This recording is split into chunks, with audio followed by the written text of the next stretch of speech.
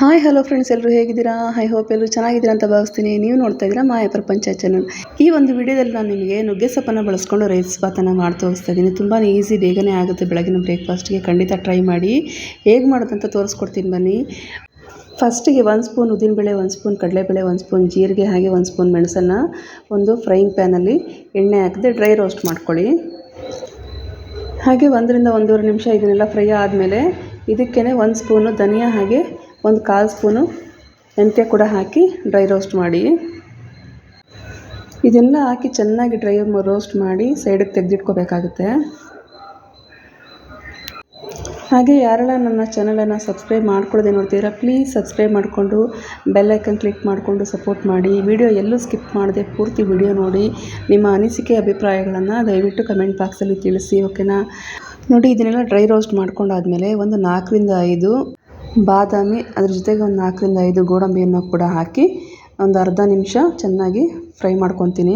ಈ ಗೋಡಂಬಿ ಮತ್ತು ಬಾದಾಮಿ ಹಾಕೋದ್ರಿಂದ ರೈಸ್ ಬಾತ್ ಟೇಸ್ಟ್ ಚೆನ್ನಾಗಿರುತ್ತೆ, ಹಾಗಾಗಿ ನಾನು ಸೇರಿಸ್ಕೊಂಡಿದ್ದೀನಿ. ನೀವಿಲ್ಲ ಅಂದರೆ ಬೇಕಾದ್ರೆ ಸ್ಕಿಪ್ ಮಾಡ್ಕೊಬೋದು ಇದನ್ನು. ನೋಡಿ, ಇದನ್ನೆಲ್ಲ ತೆಗೆದು ಒಂದು ಸೈಡು ಸ್ವಲ್ಪ ತಣ್ಣಗಾಗಲಿಕ್ಕೆ ಬಿಡಬೇಕು. ಅದೇ ಸೇಮ್ ಒಂದು ಫ್ರೈಯಿಂಗ್ ಪ್ಯಾನಲ್ಲಿ ಒಂದು 5 ರಿಂದ 6 ಒಣಮೆಣಸಿನ್ಕಾಯಿ ಕೂಡ ಹಾಕಿ ಫ್ರೈ ಮಾಡ್ಕೊತಾ ಇದ್ದೀನಿ. ಇದನ್ನು ಕೂಡ ಫ್ರೈ ಮಾಡಿಕೊಂಡು ಸೈಡ್ಗೆ ತಣ್ಣಗಾಗಲಿಕ್ಕೆ ಇಡಬೇಕು. ಇದೆಲ್ಲ ಚೆನ್ನಾಗಿ ತಣ್ಣಗಾದ್ಮೇಲೆ ಮಿಕ್ಸಿ ಜಾರ್ಗೆ ಹಾಕಿ ಪುಡಿ ಮಾಡ್ಕೊಂಡು ಬಂದಿದ್ದೀನಿ. ನೋಡಿ, ಈಗ ಒಂದು ಬಾಣಲೆಗೆ ಸ್ವಲ್ಪ ಎಣ್ಣೆ ಹಾಕ್ಕೊತಾ ಇದ್ದೀನಿ. ಎಣ್ಣೆ ಸ್ವಲ್ಪ ಬಿಸಿ ಆದಮೇಲೆ ಒಂದು ಸ್ವಲ್ಪ ಸಾಸಿವೆ, ಒಂದು 5 ರಿಂದ 6 ಗೋಡಂಬಿ ಕೂಡ ಹಾಕಿ ಬಾಡಿಸ್ಕೊತಾ ಇದ್ದೀನಿ ಎಣ್ಣೆಯಲ್ಲಿ.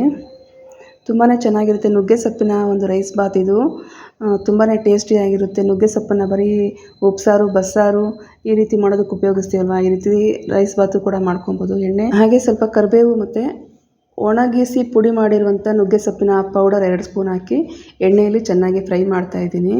ತುಂಬಾ ಚೆನ್ನಾಗಿರುತ್ತೆ ಕಲರ್ಫುಲ್ಲಾಗಿ ಒಂದು ರೈಸ್ ಬಾತು. ಆಗಲೇ ಪುಡಿ ಮಾಡಿ ಇಟ್ಕೊಂಡ್ವಲ್ಲ, ಆ ಪೌಡರು ಕೂಡ ಹಾಕ್ತಾಯಿದ್ದೀನಿ. ನೋಡಿ, ಅದು ಕೂಡ ಒಂದು 2 ರಿಂದ 2.5 ಸ್ಪೂನು ಪೌಡರ್ ಆಗಿತ್ತು. ಅದನ್ನು ಕೂಡ ಸೇರಿಸಿ ಎಣ್ಣೆಯಲ್ಲಿ ಚೆನ್ನಾಗಿ ಫ್ರೈ ಮಾಡ್ತಾಯಿದ್ದೀನಿ. ಜೊತೆಗೆ ನಮಗೆ ರುಚಿಗೆ ಬೇಕಾಗಿರುವಷ್ಟು ಉಪ್ಪನ್ನು ಕೂಡ ಹಾಕಿ ನಾವಿಲ್ಲಿ ಫ್ರೈ ಮಾಡಬೇಕಾಗುತ್ತೆ. ನುಗ್ಗೆ ಸೊಪ್ಪು ಪೌಡರನ್ನು ನಾವು ಎಣ್ಣೆಯಲ್ಲಿ ಚೆನ್ನಾಗಿ ಫ್ರೈ ಮಾಡೋದ್ರಿಂದ ಅರೋಮಾ ತುಂಬಾ ಚೆನ್ನಾಗಿರುತ್ತೆ ರೈಸ್ ಬಾತಲ್ಲಿ.